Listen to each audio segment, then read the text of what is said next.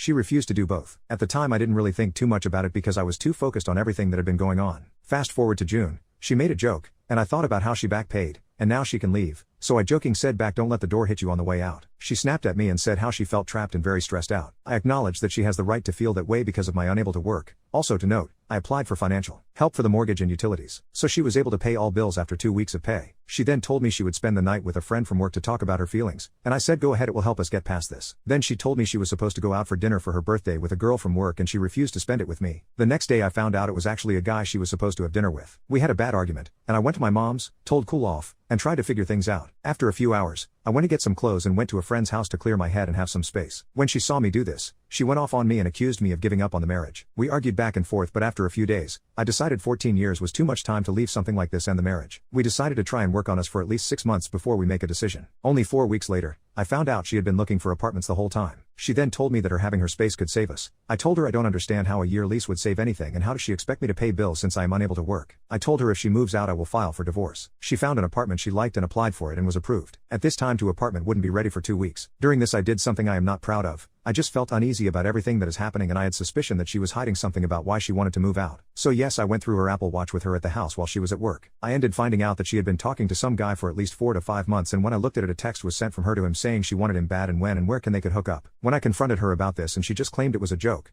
But when I said that's messed up, she then said because I'm not giving her any she has to get it from somewhere. She would turn me down every time I tried to initiate any with her for the last 4 to 5 months. In August 2023, she moved into her apartment. 2 weeks later told her that I was filing for divorce, and I was just bluffing about that. Fortunately, with us not having any children, the divorce was very quick and was finalized 2023. There was a lot more gaslighting and other crazy stuff that happened. I wanted to tell my story and just say that no matter what you're going through, if someone is mistreating or taking advantage of you, don't be afraid to leave. No one deserves to be walked all over on. In the 2 weeks leading up to her moving out, we had a lot of fights, and I was being referred to as a broken person because of my injuries and pain. I did help her move out, mainly because she had no one else, and I felt that it could give me some sort of closure moving her belongings out. The next few months were getting the paperwork for the divorce, dissolution with no children, to be more accurate, properly filed out. The agreement was that she kept what was hers, and I kept what was mine. In October 2023, she ended up in a car accident that totaled her car. She seemed to be okay. She didn't go to the hospital. She asked to borrow my car for work, but I said no. Then she said I needed to take her back and forth to work. I also said no to this. I told her I wouldn't be able to because of conflicting schedules with my physical therapy and doctor visits. She said that was not her problem, so I got upset and told her she wasn't my problem. There wasn't much communication after that until I saw her the day of the divorce, December. There has been little communication since then, just mainly trying to get her to change her address. Now, I just sent her mail back to the sender. As far as me and I go, there is nothing else to say. We don't talk or have seen each other at all. Now, for people wondering how I'm doing now, physically,